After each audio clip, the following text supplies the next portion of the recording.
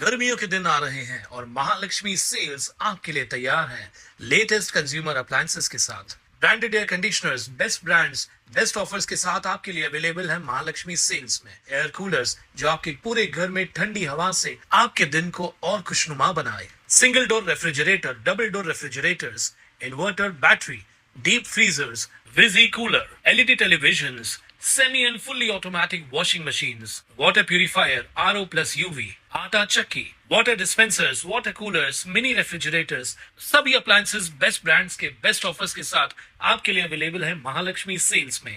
कल्याण डोंबिवली महानगरपालिकेने कल्याण पूर्वेतील आडवली परिसरातील तिसाई शिक्षण प्रसारक मंडळाद्वारे चालवल्या जाणाऱ्या तिसाई शाळेची इमारत पाडण्यास सुरुवात केली असून त्यामुळे शाळेच्या आवारात खळबळ उडाली आहे। या कारवाईमुळे सुमारे 1200 विद्यार्थ्यांचं भविष्य धोक्यात आलंय।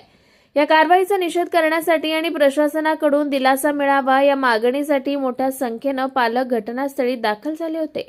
मिळालेल्या माहितीनुसार 2010 मध्ये स्थापन झालेली शाळा एकूण 20 गुंठे जमिनीवर बांधलेली आहे। जमिनीच्या वाटणीवरून 3 भावांमध्ये सुरू असलेल्या वादामुळे प्रकरण निर्माण झाल्याचं वृत्त आहे।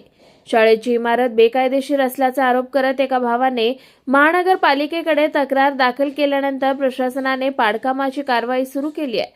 शाळेचे संचालक बाळाराम गायकवाड म्हणाले, महानगरपालिकेला कारवाई करायचीच होती तर शाळांना सुट्टी असताना एप्रिल किंवा मे महिन्यात करायला हवी होती। आता नवीन शैक्षणिक सत्र सुरू झालंय आणि अशा वेळी कारवाई केल्यानं सुमारे 1200 मुलांचं शिक्षण विस्कळीत होईल आणि त्यांचं भविष्य धोक्यात येईल। शाळेचे मुख्याध्यापक दशरथ म्हात्रे यांनीही प्रशासनाला आवाहन केलंय की मुलांच्या हितासाठी ही पाडकामाची कारवाई तात्काळ थांबवावी जेणेकरून कोणत्याही विद्यार्थ्यांचं शैक्षणिक वर्ष वाया जाणार नाही। या कारवाईचा निषेध करण्यासाठी मोठ्या संख्येनं पालकही शाळेच्या आवारात जमले होते। बाळाराम नामा गायकवाड शाळेवर कारवाई विलास भोईर नगरसेविका म्हणजे मिस्टर आहेत आणि आमचा भाऊ संतोष गायकवाड। ही शाळा 2010 पासून इथे आहे। नेमकी कारवाई शाळेवर का केली जाते, कोणाची मागणी आहे आणि तुमची काय मागणी आहे? मागणी विलास भोईरची आहे आणि संतोष गायकवाडची मागणी आहे का शाळा तोडून टाकाय। ऍक्च्युली आमची ही प्रॉपर्टी सामायिक आहे, 3 भावांची आहे, 20 गुंठे जागा आहे। तर मी त्यांना काय सांगितलेलं होतं का 6.5 गुंठे प्रत्येकाच्या हिश्श्याला 6.5 गुंठे येतो, माझ्या हिश्श्याला शाळेची जागा देऊन टाका। ते बोलले काय नाही, पहिले शाळा डिमोलिशन करा मग आपण हिस्से करू। हो आहेत ना, शाळेचे परवाने आहेत। 1200 विद्यार्थी आहेत। मागणी काय नाही, ठीक आहे, आम्हाला जर तोडायची होती महापालिकेला तर त्यांनी एप्रिलला जर आम्हाला सांगितलं असतं, मार्च एप्रिलला सांगितलं असतं तरी आम्ही ठीक आहे तोडून दिली असती। पण आता 2 दिवसात शाळा चालू होणार आहेत म्हणजे मुलांचं काय, मुलांचं भवितव्य खराब आहे ना। आमची एकच मागणी लागलं तर आम्हाला 1 वर्षाची मुदत द्यावा। तर आम्ही मग पालकांना सांगणार बाबा ठीक आहे पुढच्या वर्षी आम्ही शाळा बंद करतोय। पालक कन्विका साळवे म्हणाल्या की अचानक कारवाईमुळे मुलांचं भविष्य अंधकारमय होईल। त्यांनी प्रशासनाकडे किमान 1 वर्षाची मुदतवाढ मागितली जेणेकरून पालकांना आपल्या मुलांना दुसऱ्या शाळेत दाखल करण्यासाठी पुरेसा वेळ मिळेल। त्या म्हणाल्या की शैक्षणिक सत्र सुरू झाल्यानंतर लगेचच प्रवेश मिळवणं अत्यंत कठीण असतं। माझं नाव कन्विका साळवे आणि शाळेवरती कारवाई होते हे तर आम्हाला माहिती नव्हतं आणि आता आमची अशी मागणी आहे कारण आम्हाला निदान 1 वर्ष तरी द्या, म्हणजे आम्ही इथे 1 वर्ष मुलांना ह्या तोडक्या मोडक्या शाळेत आम्ही शिकवू, पण 1 वर्षात आम्ही पुढचं डिसिजन घेऊ आम्हाला कुठे टाकायचं किंवा काय। कारण ऐन टाइमावर आता शाळा 2 दिवसावर आलेली आहे, आता आम्हाला ऍडमिशन कुठे भेटणार नाही, सगळी ते ऍडमिशन फुल झाले। मग आमच्या मुलांचं 1 वर्ष पूर्ण वाया जातोय, मग आम्ही काय करणार? आमची फक्त एकच मागणी आहे, आम्हाला 1 वर्ष हीच शाळा पाहिजे।